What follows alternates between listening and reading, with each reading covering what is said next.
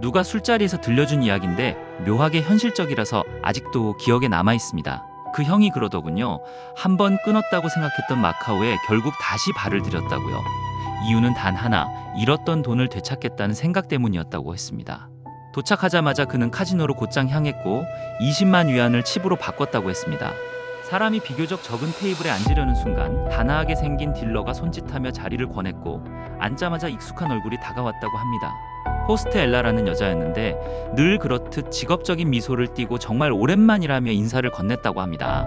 형은 담담하게 돈이 떨어져 한동안 못 왔다고 말했고 엘라는 그의 취향을 기억하고 카라멜 커피를 가져다주며 오늘 많이 따라고 했답니다.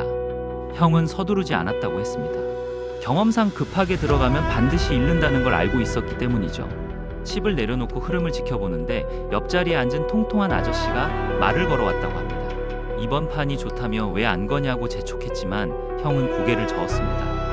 그 아저씨는 뱅커에 큰 돈을 걸고 카드를 쪼기 시작했는데 확신에 찬 표정으로 승리를 믿고 있었습니다. 그런데 결과는 완전히 반대였다고 합니다. 분명히 이긴 줄 알았던 카드가 뒤집히자 0이었고 마지막까지 기대했던 카드도 결국 패배로 끝났습니다. 아저씨는 분노를 참지 못하고 카드를 찢어버리며 난동을 부렸고 순식간에 보안 요원들이 들이닥쳐 제압했다고 합니다. 그 모습을 보며 형은 한 가지를 다시 느꼈다고 했습니다. 그곳은 사람이 감정을 쏟아내도 아무것도 바뀌지 않는 곳이라는 걸요. 그 후 자리를 옮긴 형은 조금씩 베팅을 시작했고 흐름이 붙으면서 돈이 불어나기 시작했다고 했습니다. 20만이 어느새 25만이 되고 손에 감각이 돌아오는 느낌이었다고 합니다. 그때 긴 생머리에 화려한 여자가 다가와 옆에 앉았다고 합니다. 카지노에서 흔히 볼 수 있는 손님을 유혹해 팁을 받는 여자였죠.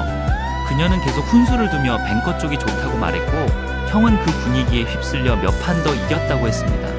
기분이 올라간 형은 자연스럽게 그녀에게 함께 호텔로 가자고 했지만 여자는 먼저 손을 내밀며 팁을 요구했습니다. 아직 본전도 못 찾았다고 거절하자 여자는 집요하게 따라붙었고 결국 한순간에 방심을 틈타 칩을 훔쳐 달아났다고 합니다. 형이 소리를 지르자 보안 요원들이 그녀를 붙잡았고 잃었던 칩을 되찾을 수 있었다고 했습니다. 그때 형은 깨달았다고 합니다. 이곳에서는 호의도 친절도 결국 돈 위에 서 있다는 걸요. 중장구역이 점점 피로하게 느껴진 형은 고액 베팅 구역으로 올라갔다고 했습니다.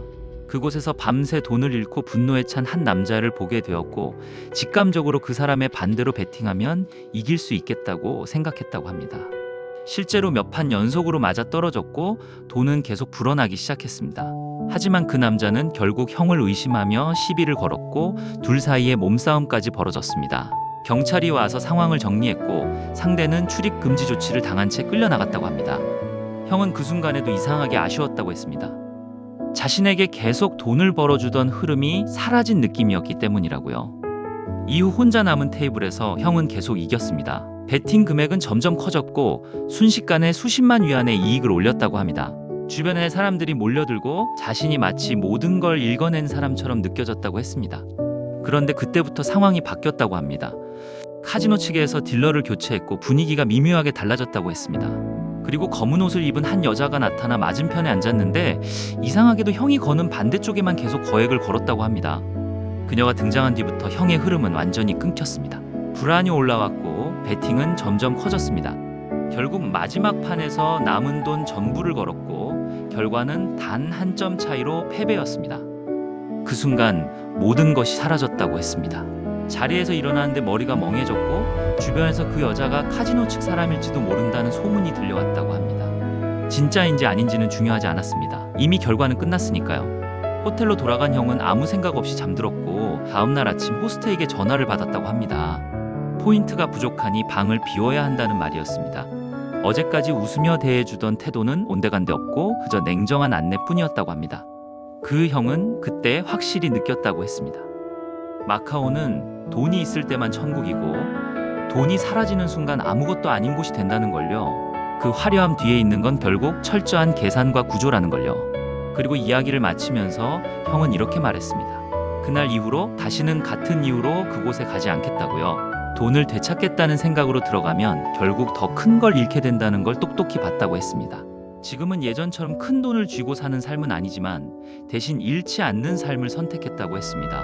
가족과 함께하는 평범한 일상이 어떤 화려한 밤보다 훨씬 값지다는 걸 이젠 안다고요. 그의 얘기를 들으면서 이상하게 마음이 편해졌습니다. 마카오는 여전히 그 자리에 있고 누군가는 지금도 그 안에서 같은 선택을 반복하고 있겠지만 적어도 그 형처럼 거기서 빠져나와 다시 삶을 고르는 사람도 있다는 걸 알게 됐으니까요. 결국 중요한 건 얼마나 크게 이기느냐가 아니라 어디에서 멈추고 돌아올 수 있느냐인지도 모르겠습니다. 카지노는 여행의 주전부리처럼 가볍게 손맛보는 정도로 하고 골프 스포츠 여행, 로컬 방문화 관광이 즐거운 것 같아요. 필리핀 여행 오시면 필리핀 투어 재미있는 정보 알려드리겠습니다. 이상 필리핀 에이전시 김 실장이 들려주는 스토리였습니다. 감사합니다.